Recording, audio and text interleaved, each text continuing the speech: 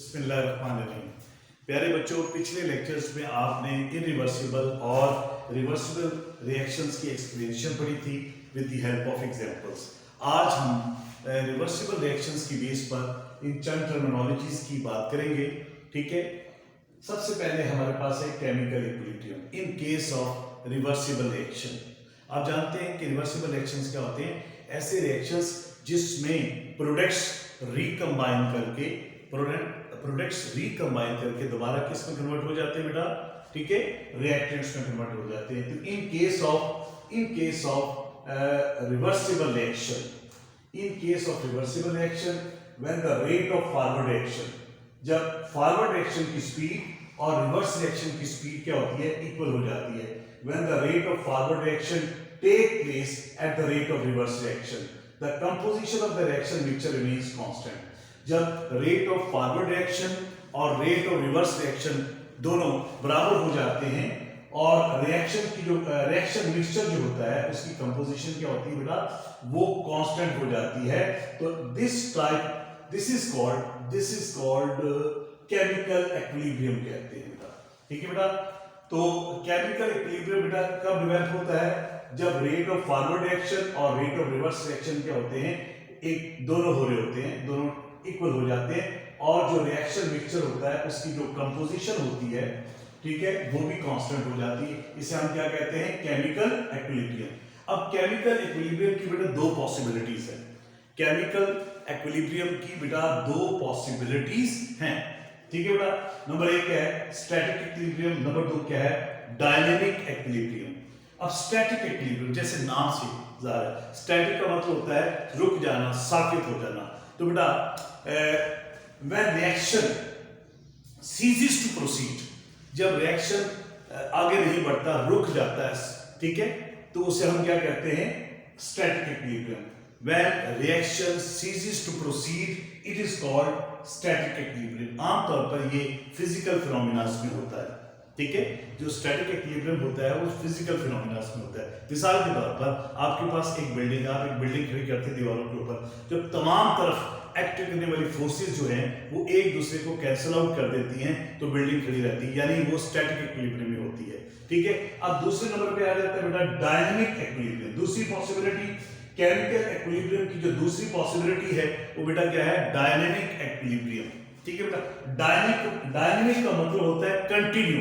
ठीक है, जब रिएक्शन नहीं रुकता, when reaction does not stop, जब रिएक्शन नहीं रुकता लेकिन रेट ऑफ फॉरवर्ड रिएक्शन और रेट ऑफ रिवर्स रिएक्शन क्या होते हैं? दोनों बराबर हो जाते हैं, लेकिन दोनों की डायरेक्शंस क्या होती है? ऑपोजिट होती है। उसे हम क्या कहते हैं? Dynamic equilibrium. ठीक है, when reaction does not stop, the rate of forward reaction becomes equal to the rate of reverse reaction but in opposite direction. This is called dynamic equilibrium। ठीक है, तो बेटा अब डायनामिक इक्विलिब्रियम को हम, ठीक है, with the help of graph explain करेंगे। ठीक है बेटा, the graphical representation of an equilibrium state. ठीक है, मैंने आपसे कहा कि जब रिएक्शन स्टार्ट होता है बेटा तो उस वक्त आपके पास रिएक्टेंट्स की अमाउंट ज्यादा होती है जबकि प्रोडक्ट्स क्या होते हैं? वो नेग्लिजिबल होते हैं। लेकिन जो रिएक्टेंट्स आपस में रिएक्ट करते जाते हैं तो प्रोडक्ट्स भी बनना शुरू हो जाते हैं। इसका मतलब क्या हुआ कि स्टार्ट के अंदर, ठीक है, in the beginning of chemical reaction, ठीक है, स्टार्ट के अंदर क्या होता है? आपके पास फॉरवर्ड रिएक्शन जो होता है उसकी स्पीड क्या होती है? वो आहिस्ता आहिस्ता क्या होती है? वो कम होती जाती है। शुरू में तो फॉरवर्ड रिएक्शन तेज होता है लेकिन आहिस्ता आहिस्ता क्या होता है? वो फॉरवर्ड रिएक्शन क्या होता है? स्लो डाउन हो जाता है। ठीक है, क्योंकि आपके पास नंबर ऑफ मॉलिक्यूल्स हैं किसके? रिएक्टेंट्स के, ठीक है, वो ज्यादा होते हैं। जब रिएक्टेंट्स रिएक्ट करते जाएंगे, रिएक्टेंट्स की तादाद क्या होगी बेटे? वो कम होती जाती है। ठीक है, जब रिएक्टेंट्स की तादाद कम हो जाती है तो फॉरवर्ड रिएक्शन क्या होता है? वो स्लो डाउन हो जाता है। लेकिन जो रिएक्टेंट्स प्रोडक्ट्स में कन्वर्ट होते जाते हैं, प्रोडक्ट्स की तादाद बढ़ती जाती है। ठीक है, प्रोडक्ट्स की तादाद बढ़ेगी तो उसका मतलब क्या है कि आपका फॉरवर्ड रिएक्शन जो होता है वो इंक्रीज होता जाता है, फॉरवर्ड रिएक्शन बढ़ता जाता है। ठीक है, तो एक स्टेज ऐसी आ जाती है कि रेट ऑफ फॉरवर्ड रिएक्शन और रेट ऑफ रिवर्स रिएक्शन क्या होते हैं? उनके अंदर बैलेंस पैदा हो जाता है। जाता है। This is called chemical equilibrium. इसे हम डायनेमिक इक्विलिब्रियम कहते हैं, क्योंकि ये रुकता नहीं। बाहर हमें ऐसा लगता है कि रिएक्शन स्टॉप, लेकिन वो रिएक्शन स्टॉप नहीं होता। रेट ऑफ फॉरवर्ड रिएक्शन और रेट ऑफ रिवर्स रिएक्शन दोनों हो रहे होते हैं। कुछ रिएक्टेंट्स प्रोडक्ट्स में कन्वर्ट होते हैं और कुछ प्रोडक्ट्स के हैं वो दोबारा रिएक्टेंट्स में कन्वर्ट होते रहते हैं। इसको हम एक ग्राफ की मदद से यूं एक्सप्लेन करेंगे। बेटा आपने इस साइड पे क्या लेना है, आपने टाइम लेना है, इस तरफ क्या आ जाएगा आपके पास रेट ऑफ रिएक्शन। ठीक है, आप देखिए स्टार्ट के अंदर आपके पास रिएक्टेंट्स ज्यादा है, जबकि प्रोडक्ट्स आपके पास नेग्लिजिबल है, ना होने के बराबर है। तो आप देखें जो जो रिएक्टेंट्स रिएक्ट करते जाएंगे, रिएक्टेंट्स की तादाद कम होती जा रही है। स्टार्ट में फॉरवर्ड एक्शन फास्ट है, लेकिन आहिस्ता आहिस्ता क्या होगा कि फॉरवर्ड एक्शन क्या होगा बेटा, वो स्लो डाउन होता जाएगा। आहिस्ता आहिस्ता आपके पास फॉरवर्ड एक्शन क्या होगा बेटा, वो स्लो डाउन होता जाएगा, यानी फॉरवर्ड एक्शन डिक्रीज होता जाएगा। और आपके पास क्या है, शुरू में प्रोडक्ट्स क्या है, नेग्लिजिबल, जीरो, लेकिन जो जो प्रोडक्ट्स की मिकदार बढ़ती जाएगी आपका रिवर्स रिएक्शन क्या होगा बेटा, वो इंक्रीज होता जाएगा। एट दिस पॉइंट, इस पॉइंट पर क्या होगा आपके पास रेट ऑफ फॉरवर्ड और रेट ऑफ रिवर्स रिएक्शन क्या होगा, वो इक्वल हो जाएंगे।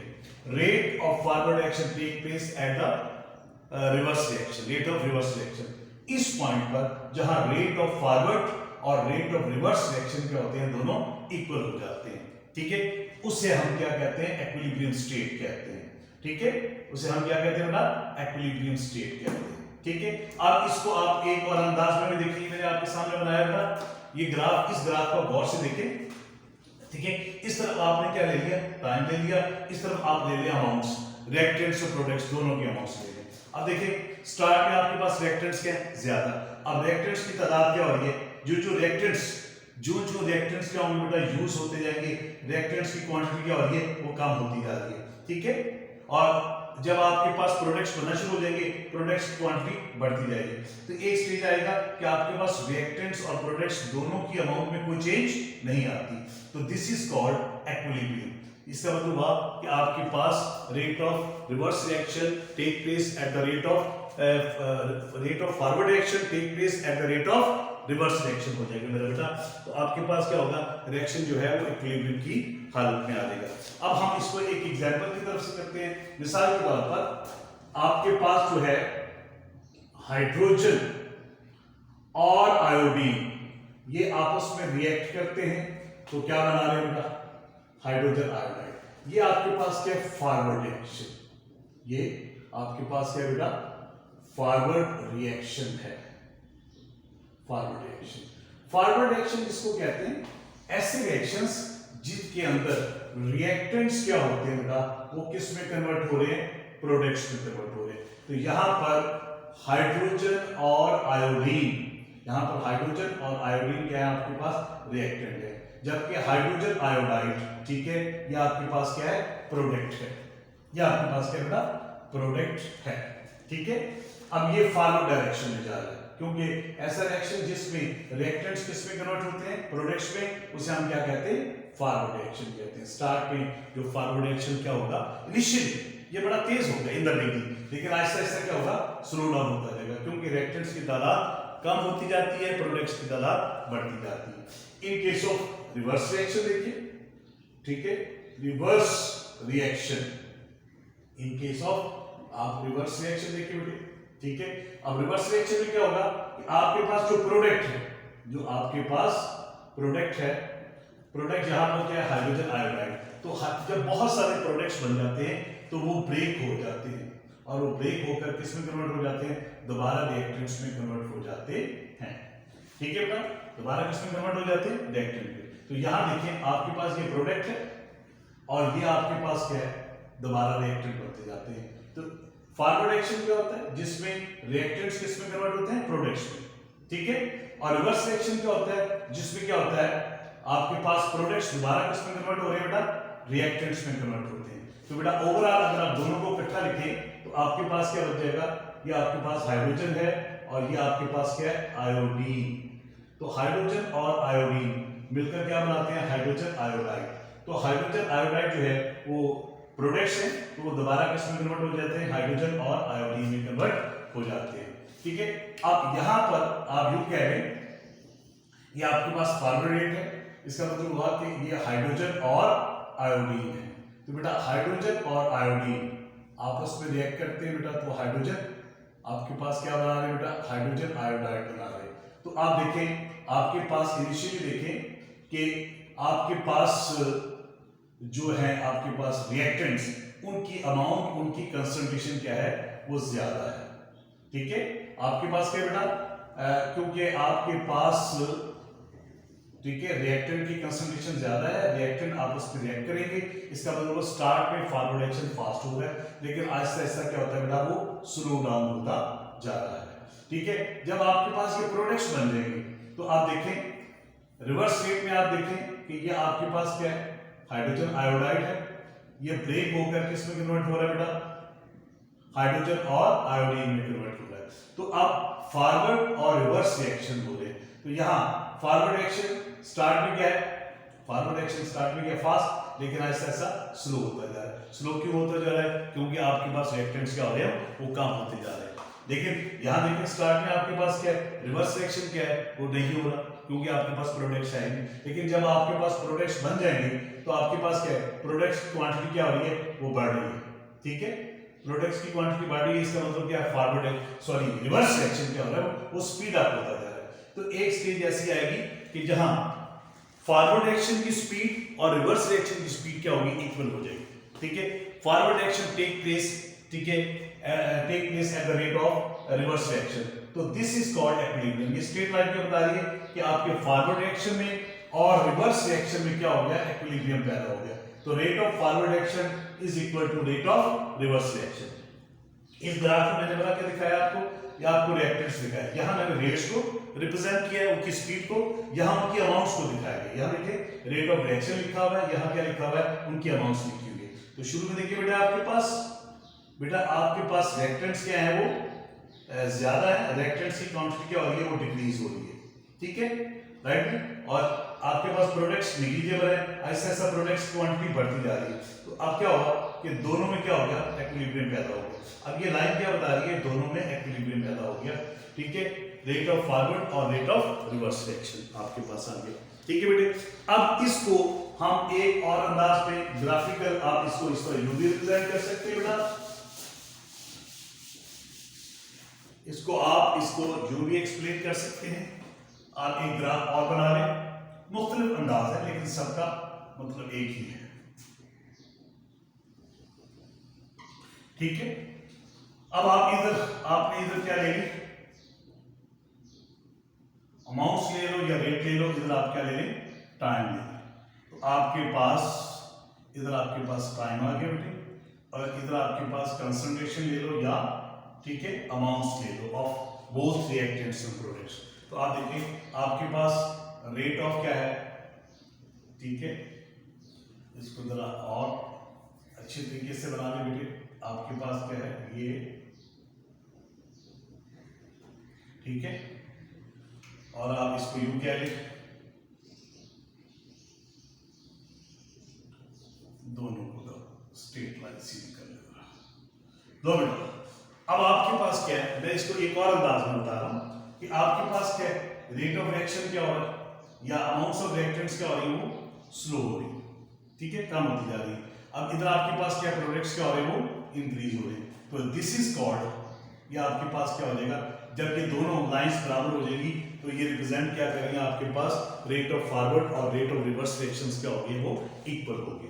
ठीक है बेटा, तो जब रेट ऑफ फॉरवर्ड रिएक्शन और रेट ऑफ रिवर्स रिएक्शंस क्या है, वो दोनों क्या हो जाए, बराबर हो जाए, तो इसका मतलब है कि आपका जो रिएक्शन है वो इक्विलिब्रियम की हालत में आ जाता है। तो when rate of forward reaction take place, ठीक है, at the rate of reverse reaction, the composition of the reaction mixture remains constant. This is called chemical equilibrium. There are two possibilities of chemical equilibrium. One is static equilibrium, the second one is dynamic equilibrium. जैसे मैंने start में आपको बताया था कि जो static का मतलब होता है, उसका मतलब रुक जाना, साकित हो जाना, स्टॉप हो जाना। जब रिएक्शन हो लेकिन वो प्रोसीड ना हो, when reaction ceases to proceed, cease का मतलब होता है रुक जाना। जैसे वो आपने लफ्ज सुना होगा, सीज फायर, जंग का बंद हो जाना, जंग का रुक जाना।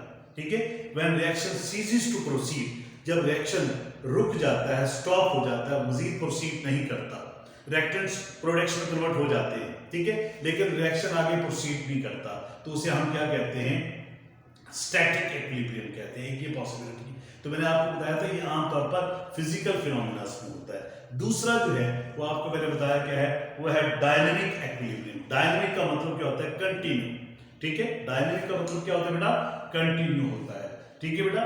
Dynamic equilibrium when in case of equilibrium, ठीक है, या इन case of reversible reaction, when the rate of forward reaction becomes equal to the rate of reverse reaction but in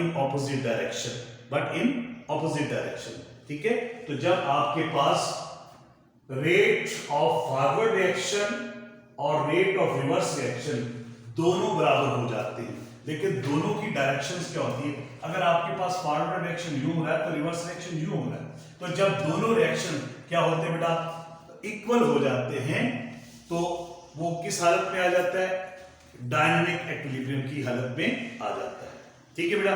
तो बेटा आज हमने पढ़ा है कि व्हाट इज केमिकल इक्विलिब्रियम, और केमिकल इक्विलिब्रियम की दो पॉसिबिलिटीज, एक स्टैटिक इक्विलिब्रियम, दूसरी डायनामिक इक्विलिब्रियम, और उसके बाद हमने graphical representation of chemical equilibrium state.